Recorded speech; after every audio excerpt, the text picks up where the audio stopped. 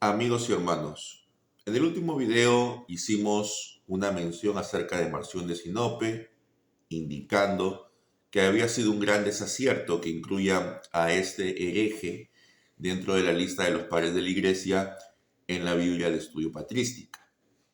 Pues bien, ¿cuál fue la herejía de este hombre? Indicar, entre otras cosas, que la palabra de Dios solamente era las cartas paulinas y una parte del Evangelio de Lucas.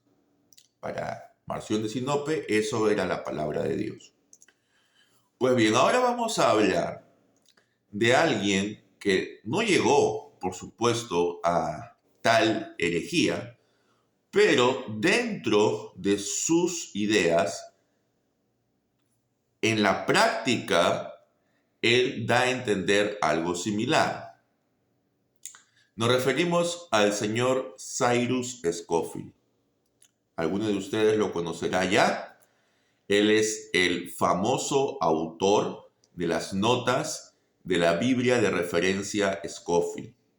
La Biblia de referencia Scofield es una de las Biblias más populares en el mundo evangélico, en todo el mundo, tanto en los Estados Unidos como en Hispanoamérica y en otros lugares, obviamente por la influencia de los misioneros norteamericanos. Ahora, ¿cómo se dio la Biblia de referencia Scofield? Tenemos que entender de que la Biblia de referencia Scofield tiene su génesis en un panfleto que escribió el señor Scofield en el año 1888. Este panfleto él lo denominó correctamente dividiendo la palabra de verdad. Y ese lema ha sido un lema característico de los dispensacionalistas, al menos de los dispensacionalistas históricos, aquellos que estuvieron en la génesis del dispensacionalismo. Entonces, correctamente dividiendo la palabra de verdad, ¿qué significa para Scofield? Significa que la palabra es palabra de Dios. Toda la palabra que conocemos como las Sagradas Escrituras es palabra de Dios.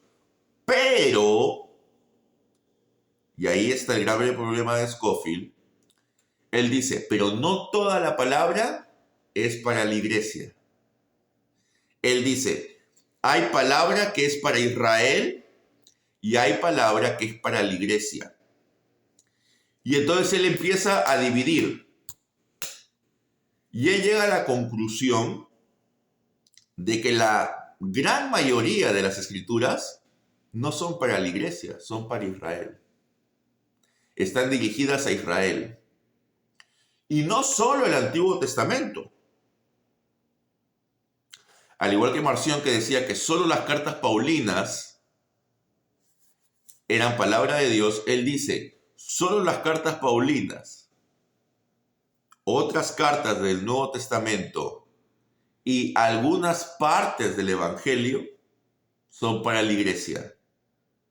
Todo lo demás es para Israel. Es decir, todo el Antiguo Testamento, buena parte de los evangelios llamados sinópticos, es decir, Mateo, Marcos y Lucas, el Apocalipsis, todo eso está dirigido a Israel, no a la iglesia. Por eso es que nosotros podemos comprender por qué hay tanto énfasis en las cartas paulinas en estas iglesias dispensacionalistas. Si uno va a una iglesia dispensacionalista, es mucho más probable que en un sermón del domingo usted escuche un sermón basado en una de las cartas paulinas que basado en un texto del Evangelio. Para los dispensacionalistas, la iglesia comienza en el día del Pentecostés. Y algunos quizás la pondrían incluso hasta un poco más adelante. Entonces, a partir de allí es la iglesia. Por lo tanto, todo lo que viene antes, casi todo lo que viene antes de esto, no está dirigido a la iglesia, sino a Israel. Las parábolas de Jesús, por ejemplo, el sermón de la montaña, esto es para Israel, no es para la iglesia. Cyrus Scofield escribió este panfleto en 1888 y él estaba influenciado por un hombre llamado James H. Brooks, que a su vez había sido influenciado por un hombre llamado John Nelson Darby. John Nelson Darby, él recibió a su vez enseñanzas de otro hombre llamado Edward Irving. Y Edward Irving basó parte de sus enseñanzas sobre los tiempos finales de una visión que tuvo una señorita llamada Margaret MacDonald.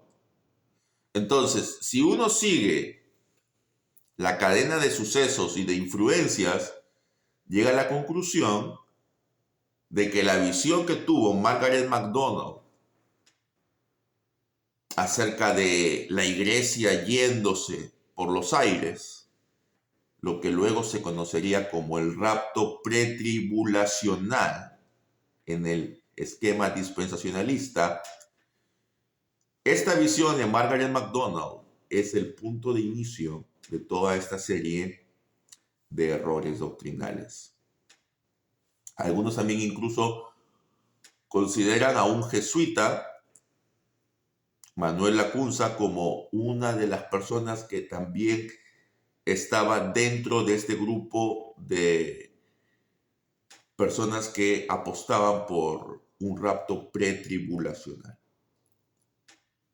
Lo cual sería bastante irónico porque los jesuitas fueron el movimiento de contrarreforma, estaban en contra de la reforma protestante, y estos dispensacionalistas por lo general son de los protestantes más furibundamente anticatólicos. Entonces sería una tremenda ironía que Manuel Lacunza, un jesuita, un hombre radicalmente antiprotestante en la génesis de su orden religiosa, de alguna manera haya servido de inspiración para los dispensacionalistas, aunque probablemente la mayor inspiración venga del lado de MacDonald, Irving, Darby, Brooks, Scofield. Entonces, Scofield, después de publicar este panfleto, él sigue con sus enseñanzas y en 1909 llega a la Biblia de referencia Scofield, que recoge las ideas del panfleto que había escrito en 1888. Esta Biblia se hizo muy popular. ¿Por qué? Hay tres razones principales.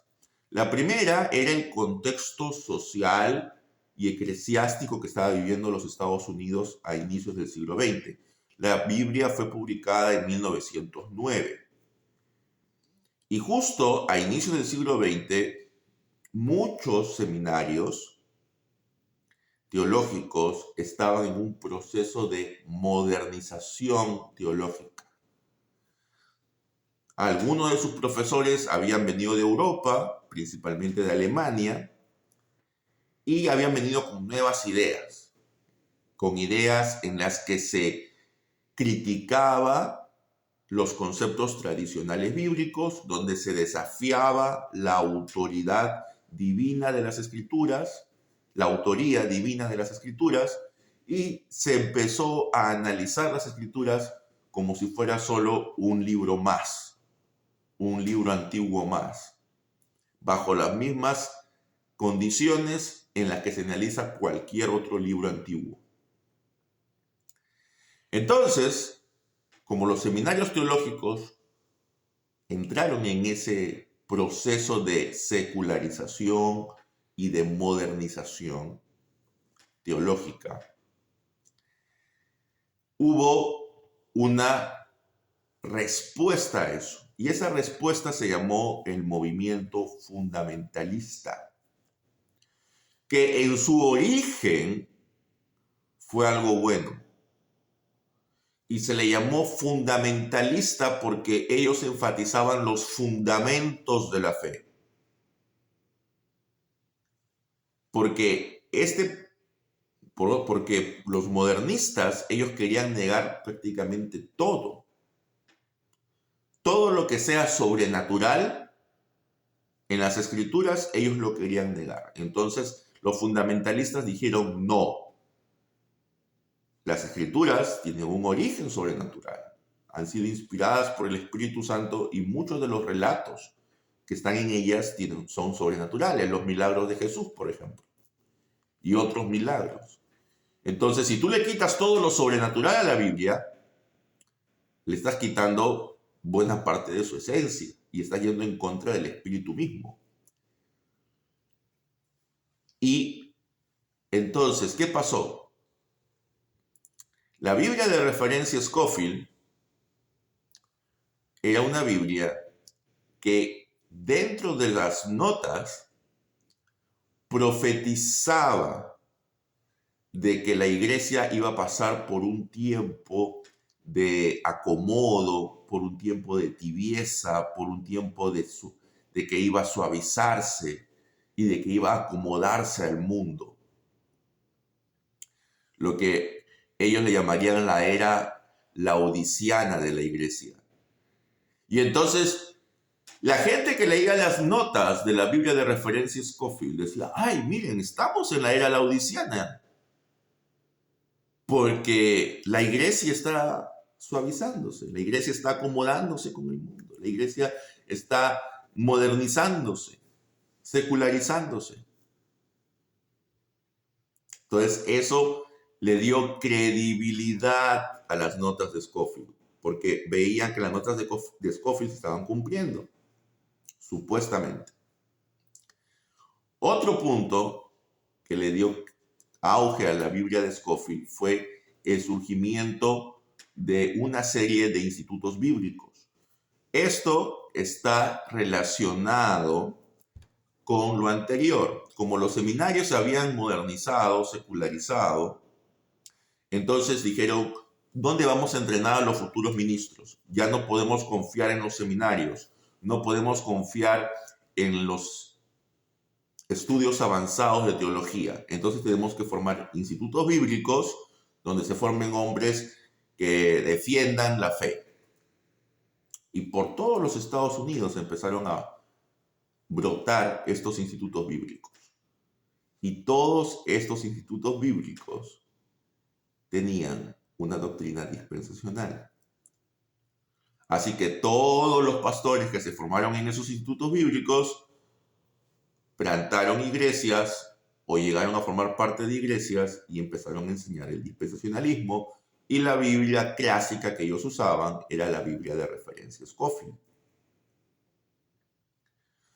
Otra razón por la cual la Biblia de referencia Scofield se hizo tan popular es porque en paralelo a esta controversia fundamentalista modernista, en la iglesia, en el mundo, a finales del siglo XIX e inicios del siglo XX, estaba empezando a tener auge un movimiento llamado el sionismo.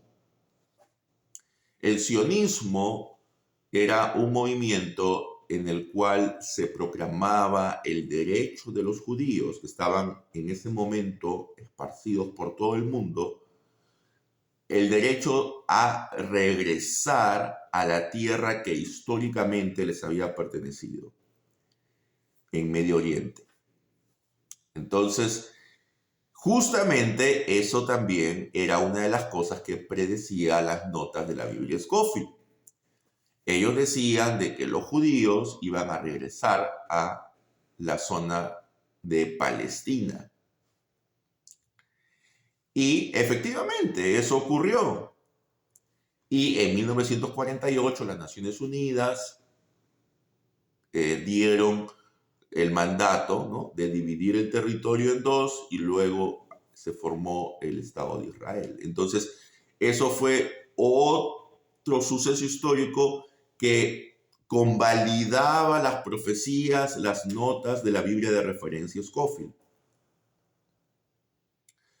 Ahora, quizás alguno de los dispensacionalistas actuales o no lo recuerda o lo quiere obviar, pero dentro del contexto doctrinal dispensacional, Jesús iba a regresar dentro de la misma generación en que el Estado de Israel, en que Israel iba a ser reconstituido. Si Israel fue reconstituido en 1948, eso significa de que Jesús tenía que regresar a más tardar en 1988. Por supuesto, eso no ocurrió. Se escribieron muchos libros al respecto. Incluso se escribió un libro que decía 88 razones por las que el rapto iba a ser en 1988. Entonces, la Biblia de referencia Scofield fue tan popular porque se interconectó con sucesos que ocurrían dentro de la iglesia y con movimientos que ocurrían fuera de la iglesia. Por último, dentro de todos esos institutos bíblicos que se formaron, el más popular de ellos fue el Instituto Bíblico Moody, fundado por Dwight Moody en Chicago. Luego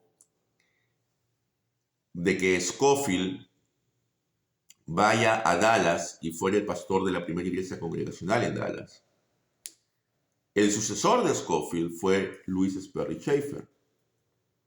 Y Scofield le pidió expresamente a Chafer que él tenía que fundar un seminario. ¿Por qué? Porque los institutos bíblicos eran buenos, pero no tenían respetabilidad académica, porque por lo general el nivel que se les exigía a los estudiantes no era muy alto. Entonces, Scofield dijo, necesitamos un seminario de rigurosidad académica, pero que enseñe dispensacionalismo. Y por eso Louis Sperry Chafer fundó el Seminario Teológico de Dallas, que hasta el día de hoy es el seminario más grande del mundo que enseña dispensacionalismo. Y miles de pastores y de maestros bíblicos han estudiado allí y luego se han esparcido por el mundo. Entonces, por eso es que el dispensacionalismo es tan popular. Pero tenemos que entender de que el origen del dispensacionalismo, esta idea de que hay partes de las escrituras que no son para nosotros, aún en el Nuevo Testamento, es una idea completamente extraña en la historia de la iglesia. En los primeros 19 siglos de la iglesia, 18 siglos y casi 19, porque este panfleto fue a fines del 19, en los primeros 18 siglos y medio de la iglesia, ningún maestro reconocido había expresado este pensamiento. Esto era algo totalmente innovador de parte de Scofield y que tenía influencias de Brooks y, por supuesto, de Darby. Entonces, la Biblia Scofield y la herejía de Marción, de alguna manera, se interconectan. Con eso no estoy diciendo que los dispensacionalistas sean herejes, porque ellos no niegan ninguna verdad fundamental de las Escrituras. pero sí su sistema es un sistema que puede llevar, y en efecto lleva a conclusiones casi heréticas. Y no es coincidencia que todo este movimiento judaizante que ha aparecido en las últimas décadas se haya dado justamente en las iglesias donde durante décadas se ha predicado doctrina dispensacional. No es coincidencia, porque si me estás diciendo que la palabra de Dios en su gran mayoría no es para la iglesia, es para Israel, me estás diciendo de que la iglesia es un paréntesis simplemente, pero que realmente la Biblia habla de Israel y es sobre Israel, e Israel sigue siendo el pueblo escogido por Dios, y Cristo va a venir y se va a presentar a Israel, y es Israel el que va a dominar durante el milenio.